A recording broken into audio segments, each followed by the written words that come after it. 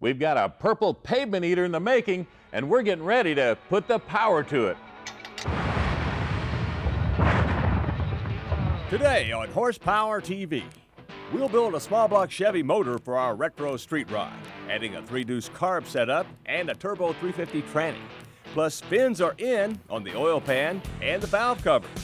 We'll head to the shores of Mississippi for an annual Cruising the Coast celebration and show you how to upgrade your old classic machine with a new custom steering wheel. So hang on for Horsepower TV.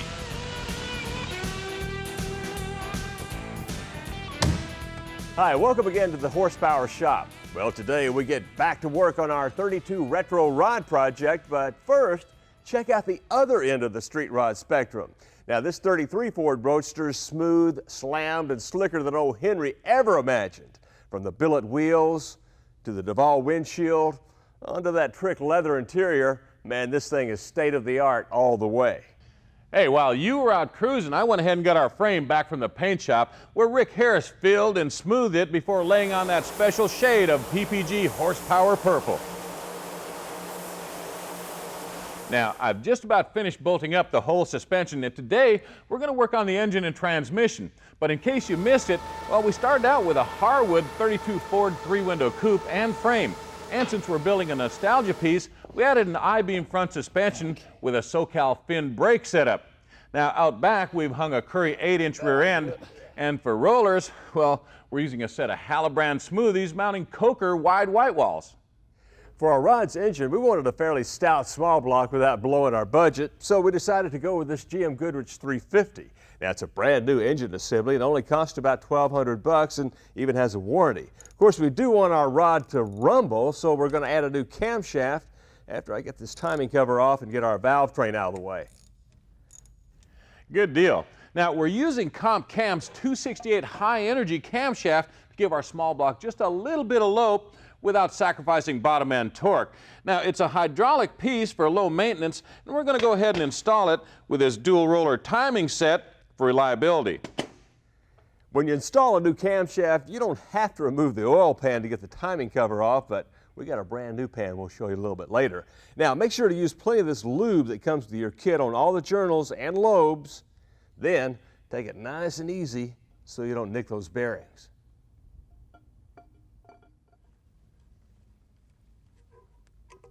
That's that. Now, here's that pan I promised. It's a finned aluminum casting we got from Summit, all polished and perfect for our nostalgia theme. Well, speaking of nostalgia, when was the last time you thought about running a 3-deuce setup? Well, we have, and we ordered this complete assembled system from Automotion in Great Falls, Montana. Now, they start with an Edelbrock aluminum intake, then they add their own reworked Rochester carbs. The end carbs have had the base plates modified to eliminate the idle circuits and vacuum ports, while the center carb, which feeds the engine most of the time, has been fitted with an electric choke. The progressive linkage and the fuel lines are Automotion's own design, and they've fabbed those up from polished stainless and aluminum. Now, as a final touch, we've added these Bell-style air cleaners, and we're going to fit them with these K&N elements. There we go. That's it for the lifters. Man, that is one cool piece. And I got your gasket all laid in place. Great. Well, you can help me lay this in place. All right. Man, I can't wait to hear this thing run. Oh, man, it's going to be great. Edelbrock has repopped their classic finned aluminum valve covers, and we thought a set would help keep our retro look going. But before we bolt these up, we'll finish our valve train with a set of Comp Cam's chrome moly push rods and their Magnum roller tip rockers. Just a touch of high tech for this old-timey rod. I tell you, this thing really looks hip. Hip? Man, you are lost in the 50s. Oh, yeah, well, you're ugly. At least I can buy a road map. What are you going to do? Well, I'm going to show them what we got for a transmission while you finish bolting on the rest of that stuff. Our Turbo 350's been set up for smooth street cruising by Hughes Performance Transmissions in Phoenix, Arizona. Now, they've reworked the valve body for snappier shifts, and they use Kevlar clutches for improved performance and reliability. Now, the converter is a 12-inch piece with an 1800 stall to help us get into that power band quickly. Here's something else you'll be interested in. They dyno test every one of their transmissions to make sure there are no problems once they're installed. We won't have any problems firing our 350 either. Now, we're using an old cast iron distributor for the look, but this one's been updated by Dave's HEI Conversions out of Whittier, California. Now, Dave installs this magnetic trigger here to take the place of the points, and under here, he's adapted a 4-prong GM HEI module. That way we won't have to worry about finding parts if we should need them. Now, we're also using an Excel coil, plugs, and wires, black of course, to keep the theme going. Speaking of that, back in those days, routers didn't use a lot of billets, so we're going to bolt on some chrome accessories from Mr. Gasket. Now, we've got everything from a starter to an alternator. Check this out, even the dipstick. There she is, all dressed up and ready to go between the frame rails. Let's go get the tranny. Hold on for just a minute there, partner, and put her in park. Now, we got to take a little bit of a break, but we'll be back with more of our retro rod buildup right after this.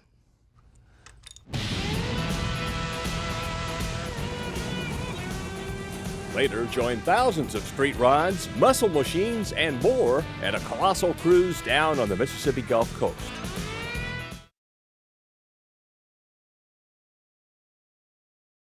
For the latest news on Horsepower TV, check us out online at horsepowertv.com. Hey, welcome back. Now, before we drop the engine and trans down, there are a couple of things that I want to show you that we did to the frame here since we got it back from the paint shop. We plumbed our brakes and added a residual pressure valve right here to keep the fluid from draining back into the master cylinder since it's mounted lower than the calipers or the wheel cylinders. Now out back we added an adjustable proportioning valve to help us balance our braking pressure, and this is our brake light switch. And over here we're adding cables for a low-car parking brake setup. Now this end will attach to a floor-mounted handle inside the body once it's bolted to the frame. Oh, this is our B&M trans cooler. We've mounted it close to where the transmission will be so we won't have to run lines to the front of the car. Okay, here we go. Keep coming down. All right, slow, slow. Hold on. Okay, let me line it up. All right, drop her down just a little bit. How's that? That looks good. Let me get this bolt in over here. Hey man, check out the cool pipes I picked up for this thing. Now, they're Sanderson's limestone headers, and hey, I really dig that megaphone look. And under here, they've even got a couple of dumps so we can hook them to street exhaust. Hey, Daddy-O, who'd you say was lost in the 50s? Anyway, Sanderson also sent us an assortment of pre-cut tubing that we can use to fab up that exhaust. Now, once we get these headers hung, we can start cutting and welding.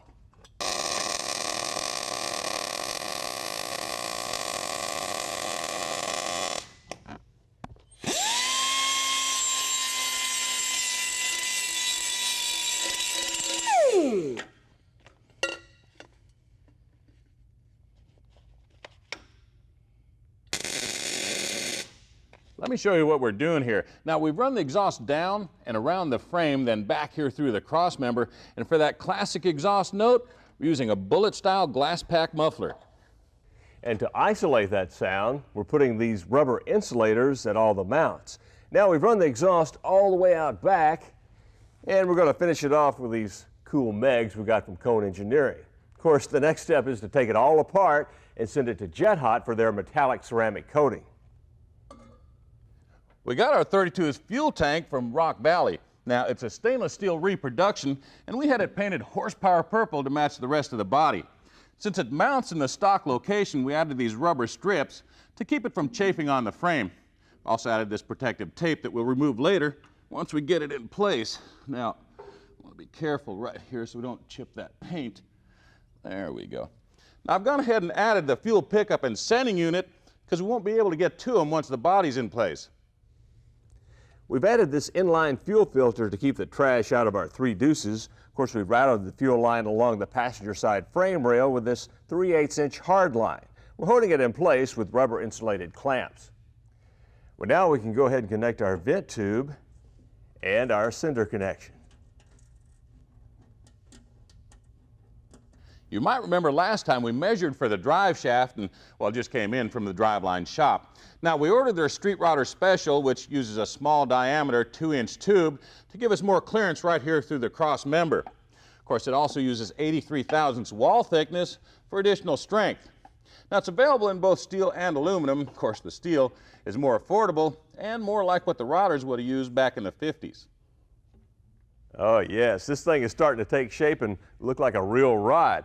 Next time you see it, we'll be working on the body and paint, plus you'll see a cool custom flame job come to life. Well, speaking of that, don't you think the engine could use a little bit of color? What you got in mind there, Lacquer Breath? I like this black. Well, I'm kind of hung up on the horsepower purple myself. Well, we're going to get hung out to dry if we don't take a break. Stay tuned. We'll be back with more.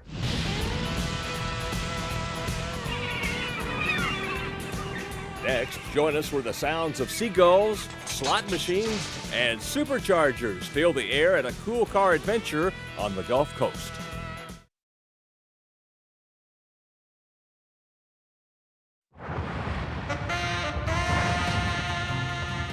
Welcome back to Horsepower TV and to the Isle of Capri here in Biloxi, Mississippi. We've blown into town to join several thousand people for a 3-day cool car party on the beach called Cruising the Coast.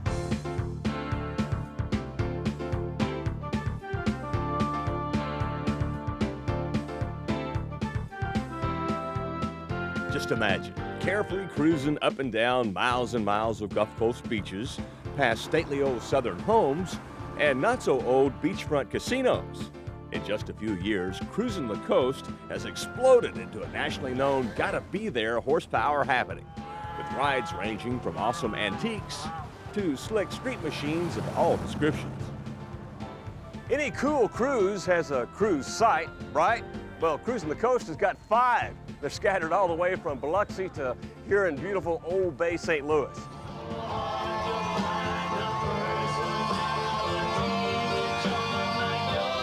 The climate, the Gulf of Mexico, beaches, the casino gaming at nighttime, the live entertainment, Cruising the Coast, 26 miles of white sand beach.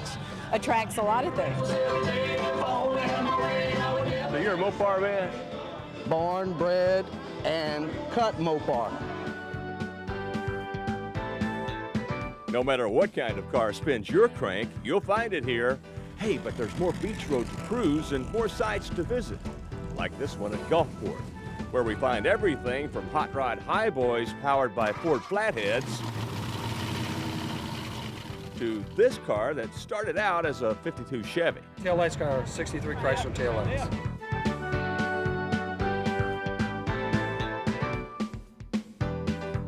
You got anything against yellow? No, I was gonna paint my next car yellow. Well, the event sponsors are seeing green, thanks to attendance figures topping 3,000. That doubles last year's numbers. We like growing pains. We like to try and make it bigger and better each and every year. How would you describe Cruising the Coast to somebody who's never been here? It's just a wonderful weekend. The people are great. It's sort of like a family atmosphere. People bring their family, their children. Okay, back on the road, onto another site. That is, with a few stops along the way. Hey, thanks for the ride now. Now, you can't mix cars in a casino town without an event called the Poker Run. Come on in, let's try our luck a little bit. You get to draw a card at 5 different casinos, and the best poker hand wins the jackpot. Wow, ace of hearts. Good start.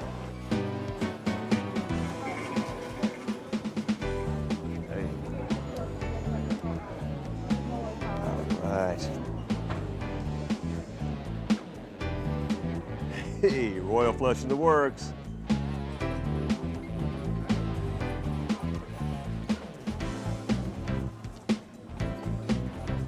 I don't believe it.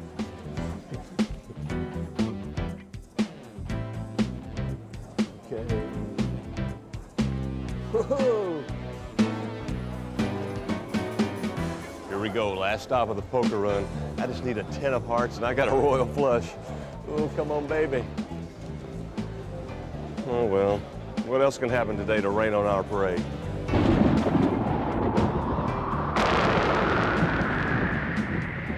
But even a Mississippi monsoon can't wash out this hot car celebration. By the time we reached the Biloxi cruise site, the sun was shining like a new lacquer paint job. Now, this site is sponsored by Chevrolet, and well, they also brought along some of John Moss's toys from his warehouse, including this car called a Chevrolet Tandem. What is it? Well, it was designed as a streetable version of a Formula One car. It's got a 2.5-liter four-cylinder, and why do they call it a tandem? If I can get out of this thing, I'll show you. You see, the driver sits up front, passenger sits in back, just like a motorcycle. But it's the older rides that bring them to cruising the coast in droves. And here in the balmy land of shrimp boats and slot machines, it's a safe bet that thousands more cars of all kinds will point south next year for some more cruising on the coast.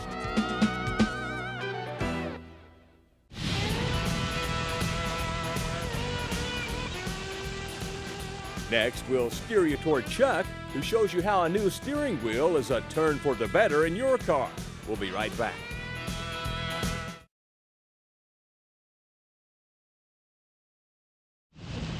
For more horsepower, join us online at horsepowertv.com.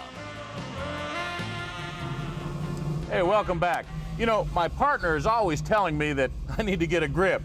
Well, he might be right, but here's something that anybody can wrap their hands around. Now, swapping out the steering wheel in your old street machine can not only bring it up to date, but it can also keep it headed in the right direction. Now, there's an amazing assortment of steering wheels made for almost any application, whether you're building a pro streeter or a pro touring machine. Now, check out these that we got from Lucara. They come in 3- and 4-spoke designs, and each one of them has a leather wrap that's available in colors to match your car's interior. Now, the installation kit includes a hub, retaining screws, a contact wire, and horn button. Of course, once the hub is installed, it'll accept any Lucara wheel since the bolt pattern here is the same. Now, we decided to go ahead and bolt up this black 3-spoker. Swapping out your wheel is no big deal. Now, the steps may vary slightly from make to make, but one thing's for sure, you always want to disconnect your battery and make sure that your wheels are pointed straight ahead. On this Camaro, you begin by removing the horn shroud, and the screws that attach it are on the back side. Once the shroud's out of the way, remove the horn contact and the wheel retaining nut. The contact disc is the next part to be removed, then we can install the wheel puller.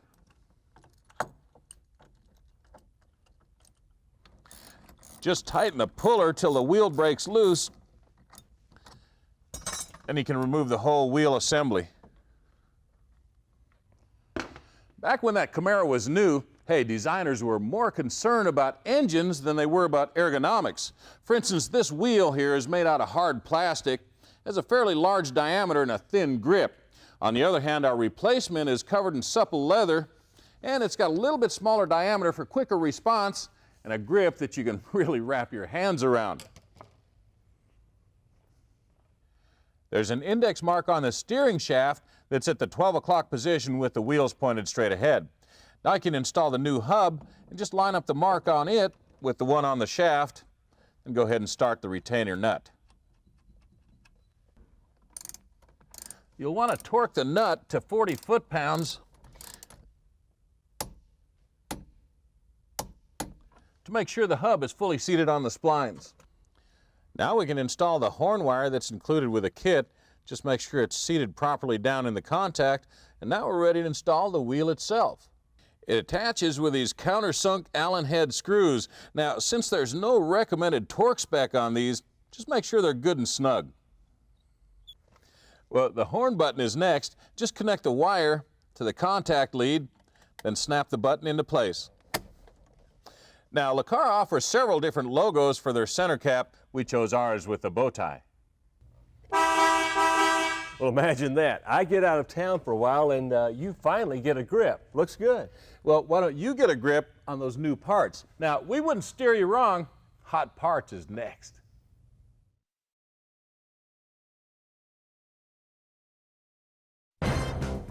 Now, Horsepower's Hot Parts, brought to you by Summit Racing Equipment, your source for high-performance parts for 30 years.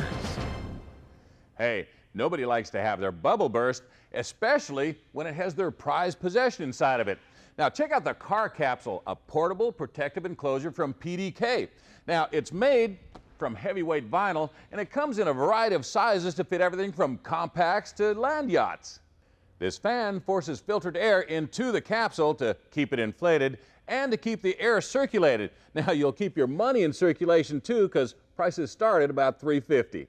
Well, speaking of moving air, this King Demon RS carb from BG Fuel Systems can feed the most powerful engines on the track. Now, the CFM rating can be changed from 1090 to 1190 to 1290 just by swapping out the Venturi sleeves. Now, over here, both the base plate and 3-circuit metering blocks are made of billet.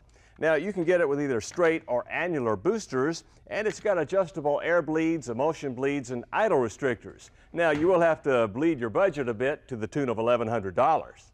Well, what do you say we shift gears for just a minute with B&M's Pro Bandit Race Shifter? Now, its narrow construction makes it perfect for the tight confines of a dragster body, and with an optional mounting plate down here, hey, it works well for door cars too. It comes with a rear exit ram cylinder, and it meets all the safety requirements of the sanctioning bodies. Now, it also works very well with either standard or reverse pattern power glides, and it'll work over your wallet, but hey, for only about $300. Well, I'm all worked up over next week's show, and here's a look at it. Take cover for a small block shootout. We'll explore the new Chevy and Ford crate engines before we bolt them to our new engine dyno to see who's got the top horsepower numbers. In our race of the week, it's a blowout in the Bluegrass State among top pro mods and pro streeters of the quarter-mile strip. And a tip on how to use spacers to get more power out of your car. And remember, high-performance fun is what this show is all about. For information about the products used in today's show and more, check us out online at horsepowertv.com. Horsepower TV is an RTM production.